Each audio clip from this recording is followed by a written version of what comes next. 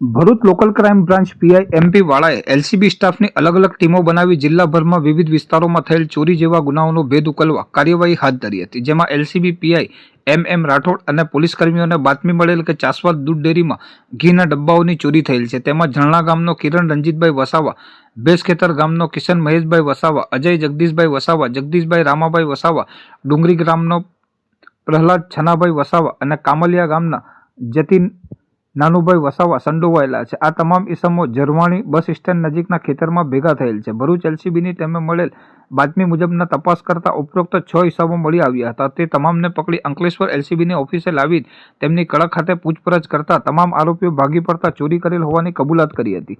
જેમાં કિરણ રંજીતભાઈ વસાવાએ જણાવ્યું હતું કે આજથી આશરે 2 મહિના પહેલા તેણે અન્ય ઇસમો સાથે ભેગા મળીને ચાસવાદ ડેરીના ગોડાઉનમાં પડેલ ઘીના ડબ્બાઓની ચોરી કરવાનું નક્કી કર્યું હતું. ત્યારબાદ ચાસવાદ ડેરીમાં પાછળનું પતરું તોડીને ડેરીમાં ગયા હતા અને ઘીના ડબ્બાઓની ચોરી કરેલ હતી. આ ચોરી કરેલ ઘીના ડબ્બા પ્રહલાદ વસાવા અને કિશન વસાવાને વેચવા માટે આપતા હતા, જે બજારમાં અલગ અલગ દુકાને વેચી આવી જે રૂપિયા મળતા હતા તેમાંથી સરખા ભાગે વેચણી કરતા હતા.